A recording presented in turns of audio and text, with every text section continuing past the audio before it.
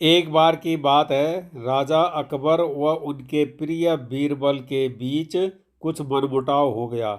इसके चलते राजा ने बीरबल को राज्य से दूर जाने की सजा दे दी। इस परिस्थिति में भी बीरबल ने हार न मानी और उन्होंने अन्य गांव जाकर भेष बदलकर खेती करना शुरू किया। अब वो एक किसान के रूप में अपना जीवन गुजारने लगा। शुरू में तो राजा अकबर के लिए सब कुछ सामान्य सा था, लेकिन कुछ ही दिन बीते थे कि राजा को अपनी गलती का एहसास होने लगा। वह अपनी दैनिक दिनचर्या में बीरबल को याद करने लगे थे। जब भी उनके समक्ष कोई मुश्किल परेशानी आती तो उन्हें बीरबल की कमी खूब खलती थी। एक दिन राजा अकबर से रहा न गया।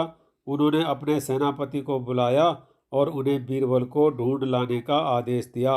राजा की आज्ञा अनुसार हर गांव, हर गली में बीरबल की खोज शुरू की गई।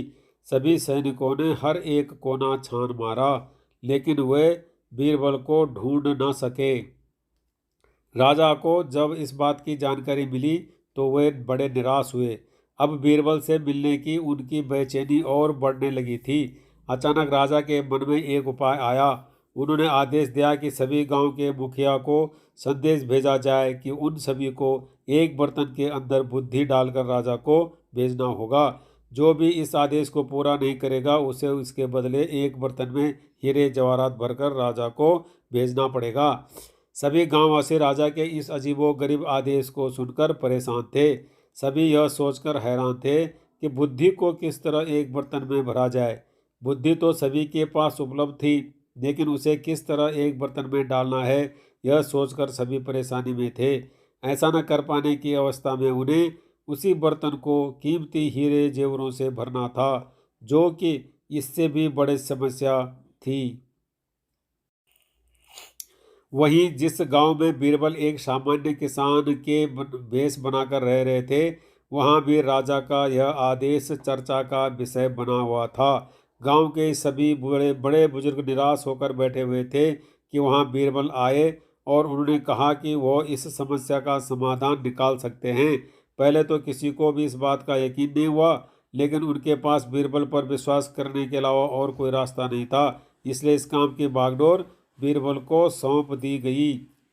उसी वक्त गांव में तरबूज की फसल उगाने का समय था। बीरबल ने तरबूज के पौधे की एक बेल को एक बर्तन में डाला। धीरे धीरे उस बेल में तरबूज का फल लगने लगा और समय के साथ ही तरबूज ने बर्तन का आकार ले लिया। जैसे ही बर्तन तरबूज से भर गया, बीरबल ने बेल को फल से अलग किया और उस बर्तन को तरबूज समेत राजा के दरबार में भिजवा दिया।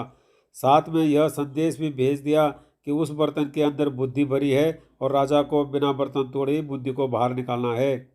जैसे ही राजा ने तरबूज से भरा हुआ बर्तन देखा, वह उसे निकालने की शर्त सुनी तो उन्हें यकीन हो गया कि ऐसा विचार केवल बीरबल का ही हो सकता है। उन्होंने जल्दी से अपना घोड़ा मंगवाया और बीरबल को अपने साथ वापस लाने के लिए गांव की ओर चल दिए। कहानी से सीख। इस कहानी से हमें यह शिक्षा मिलती है कि हर मुश्किल सवाल का कोई न कोई जवाब जरूर होता है। हमें केवल थोड़ा हटकर सोचने की जरूरत